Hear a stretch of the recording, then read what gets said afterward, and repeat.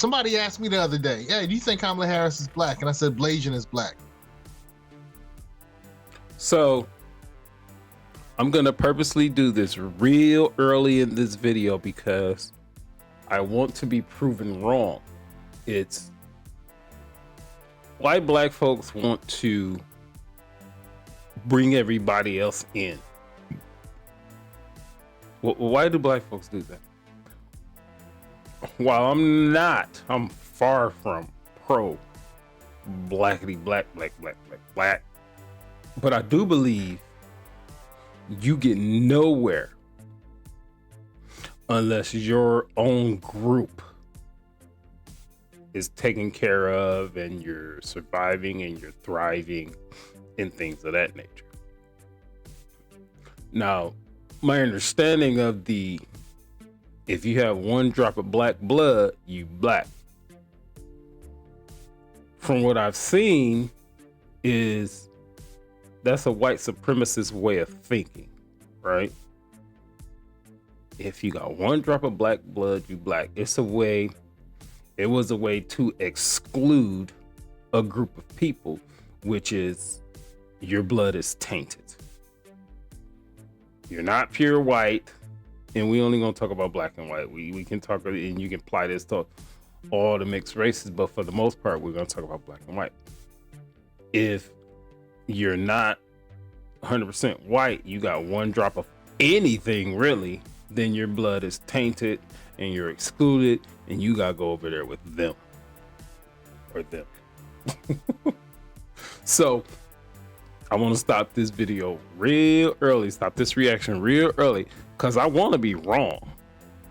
Because you can invite people in, different groups in later, after you think your group is at a certain point to where, yeah, now we can invite other people in. No, black folks is just so forgiving, and you're gonna praise one of the white rappers, Eminem, as possibly one of the greatest rappers of all time, and things of that nature. Now, Eminem, gifted lyricist. He twists words and fast and slow and tells stories about Stan, Slim Shady, and all that.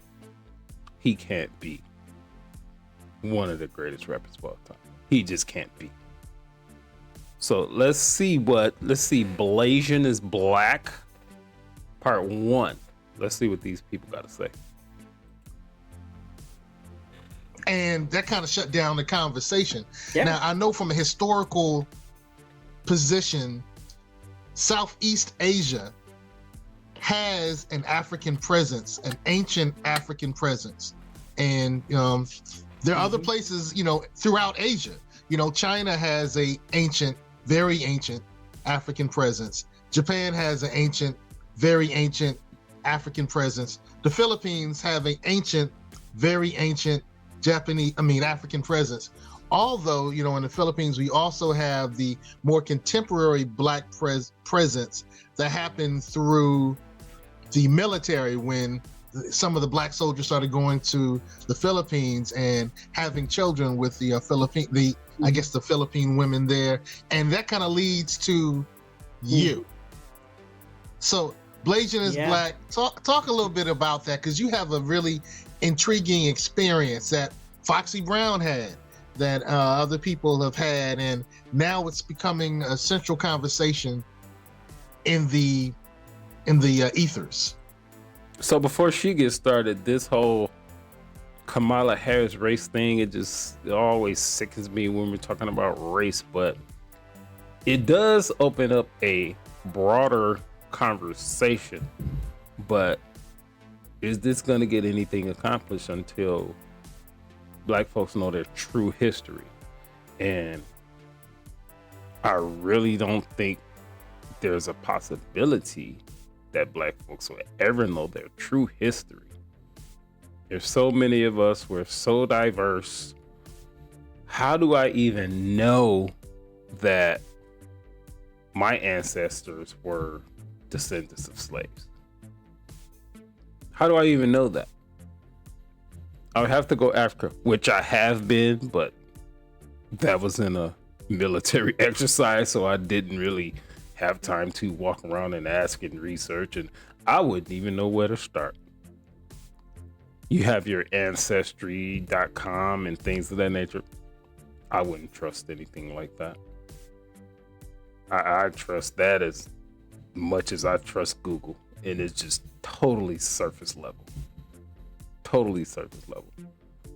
I just don't know. My thinking is most black people, we were indigenous to this land,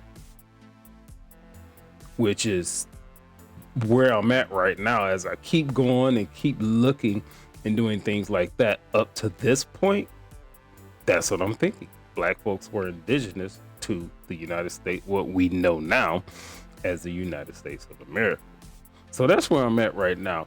If I can figure out a different avenue to maybe I can go more forward, then we'll do that. But that's just where I'm at right now.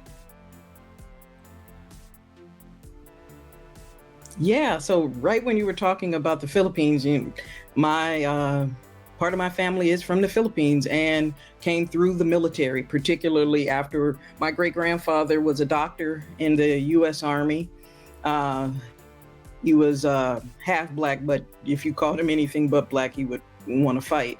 But he served in the U.S. military, in the Army in particular, during World War I.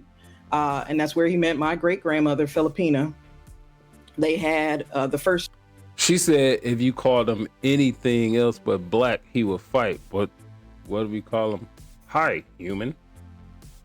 Hi, man. What, in a casual conversation, maybe these conversations weren't that casual. Why would his race have anything to do with anything? And why would he want to fight? Emotions, that's why. 4 kids in the Philippines and then the other 3 in the US. And so my perspective, when you say Blasian is Black, I understand myself as a Black person. I might engage in Filipino culture and food and music and so forth, but I guess maybe it's a generational thing, but I don't parse out my identity in such a way where I'm disconnected from my Blackness. That I often say that I grew up culturally Black, but phenotypically Black, Filipino, and a little smattering of slave owner. Here's where we get all these things fucked up is, first and foremost, your identity should be as a human. We complicate and we convolute things when we throw all this other shit in there. Black, Filipino, white, Latino, Asian, Kenyan, Ugandan, Russian, Ukrainian, Hawaii. I can go on and on and on and on. How about this? Just a novel idea. Why don't we all just live as humans? And let's not all these other ancillary things that is being fed to us and trying to get us to think a certain way and to program us. I guarantee you, if we live that way, somebody classify you or look at you as different or below a certain class. We shouldn't have classes anyway, as far as race go. Now we should have classes as far in America anyway, as far as there's just some people that are smarter than other people. There's just some people that are better than people, since we decided to live in this society that appoints leaders. It was a decision. I ain't saying it's right or wrong.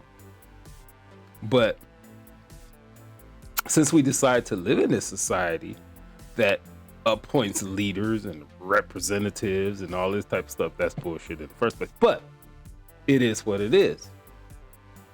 Those people that lead us and represent us should be better than us in every way. And the number one way they should be better than us is integrity. Because integrity is always going to tell you to do the right thing. You're going to understand your position. You're going to understand the effect that you have. And then you're going to operate accordingly. But no, we start putting all these labels and classes and all these type of things on people. And then everything gets all confused and all fucked up. And we don't even know what we're doing. But for as we all this conversation, yes, as we all are. All American blacks, I would say that. Yes. And the fixation, I think, on Kamala Harris being half South Asian, as if that negates her blackness, belies the fact that she participates in Black culture. She lives the Black experience. The Black experience is not limited to, biology. And I think we spend too much time taking on white supremacist notions of the one drop rule, where, why are we embracing this whole idea that, like only one drop of Black makes you Black, but we don't also talk about the inverse, because white folks don't want to claim our mixed selves. And I think it's a distraction from what has she done to signify her connection to the community. She went to a historically Black college. She's part of a historic Divine Nine sorority with Alpha Kappa. Oh, what has she done? Nothing. Nothing. Okay, let's continue. Alpha, no one in California, at least, thought of her as not Black. Now you might have some people who, because of her complexion, might have said, she's one of these high yellow heifers, because that's something that often happens. But even with that, even being a high yellow Black person, you're still a Black person. You know what I mean? So I just think it becomes a distraction. And I find that because of social media, that... Yeah, I had light-skinned cousins. We all got light-skinned cousins. They were still... Did any of them look like Kamala, though? I'm not 100% sure. But I don't know why we going off of looks. My basic point is the shit shouldn't even matter. Policies. People talk real fast and loose about folks' identity without looking at commitment to the community. Because you could have someone who, on the other side, Byron Douglas and all those folks and Tim Scott, those are dark-skinned brothers. Are we going to sit there and say they have the same investment in the Black community as Kamala Harris? I don't think so. Yeah, that is intriguing, particularly when I studied up on her family, and her mother kept her and her sister thoroughly immersed in some of the Black cultural things that was happening in Cali. She was involved in some of the Black Power events. She went to some of the Black Panther rallies. She was involved with some of the Black Power, Black Panther, Black education conversations that were happening in that area. Her family did celebrate Kwanzaa in the early 80s. So she has been involved, as you say, in Black spaces as maybe a high yellow, as a biracial, as a mixed, however you want to look at it. I don't think going to a HBCU makes anybody Black. I went to Hampton University. We had Russians. We had whites, a lot of whites from Russia. We had a couple of American whites. We had a number of the Latino students, particularly the Afro-Latino students that were there. And then we had those who were Blasian as well. So I don't think that makes her black. Being a part of AKA, you're an AKA, right? No, I'm a member of Sigma Gamma Rho. Oh, you're Sigma Gamma Rho. Okay. Yeah. I knew you were Divine Nine. For some reason, I was thinking AKA, but I did read in your bio. Yeah, you're right. Well, of course, you know. So salute to the Sigma Gamma Rhos. I'm a Q. My aunt is part of your illustrious sorority, and the sororities do so many great things. Why would you attach yourself to groups, to any groups?